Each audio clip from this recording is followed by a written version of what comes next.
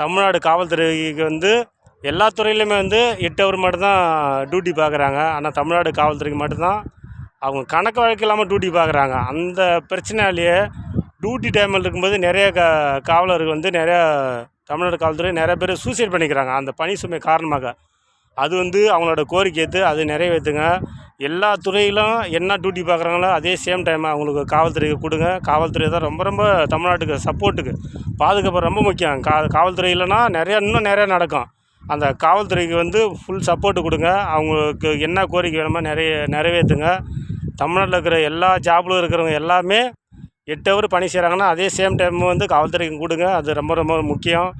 அப்போ தான் அவங்க பணி சுமை காரணம் இல்லாமல் கரெக்டாக டியூட்டி பார்ப்பாங்க. அந்த தவறு நடக்காது. டியூட்டி டைமில் இருக்கும்போது நிறைய பேர் சூசைட் பண்ணிக்கிறாங்க. ரொம்ப கஷ்டமாக இருக்குது. காவல்துறை இல்லைன்னா தமிழ்நாட்டில் எதுவுமே கிடையாது. சட்ட பிரச்சனை நிறையா நடக்கும். அதுக்கு முக்கியத்துவம் கொடுத்து நிறையா பண்ணுங்கள். காவல்துறைக்கு ஏற்கனவே நீங்கள் ஒரு அறிவிப்பு கொடுத்துருக்கீங்க. அது நிறையா செய்வீங்க நாங்கள் சொல்லி நம்புகிறோம். அதுக்கப்புறம் இன்னொரு விஷயம், அந்தந்த தொகுதி எம்எல்ஏ, அதாவது ஒவ்வொரு தொகுதியில் இருக்கிற எம்எல்ஏ அந்த ஓட்டு கேட்கும்போது மட்டும்தான் அவங்க வந்து அந்த கிராமத்துக்கு போகிறாங்க. அதுக்கப்புறம் 5 வருஷம் ஆச்சு அவங்கள பார்க்கவே முடியல.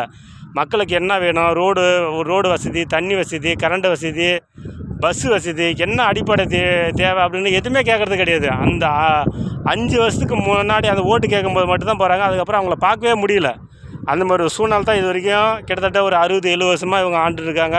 அதை வச்சு அரசியலையும் பண்ணியிருக்காங்க. பட் இனிமேல் வந்து மக்களுக்கு சேவை செய்யணும் அப்படிங்கிற ஒரு எண்ணத்தில் மட்டும்தான் அரசியலுக்குள்ளே வரணும்.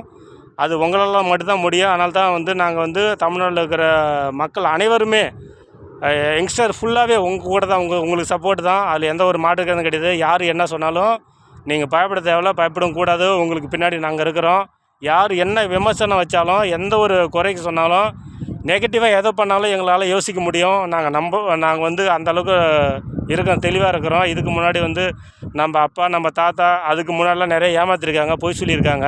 அவங்களுக்கெல்லாம் படிப்பேர் இல்லைன்னு சொல்லி ஜாதி, மதம், பணத்தை வச்சு ஓட்டு வாங்கிக்கலாம் அந்த கான்செப்டில் தான் இருந்திருக்காங்க. ஸோ இனிமேல் அந்த மாதிரி இருக்கக்கூடாது, இருக்காது. நாங்கள் ஃபுல்லாக உங்களை நம்புகிறோம். ஒவ்வொரு குடும்பத்துலேயும் உங்களை ஒரு பெத்த புள்ளியாகவும், ஒரு அண்ணனாகவும், தம்பியாகவும் தமிழோட மக்கள் பார்த்துருக்காங்க விஜய் அண்ணா.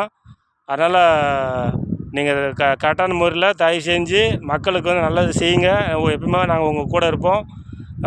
அந்தமாரி மக்கள்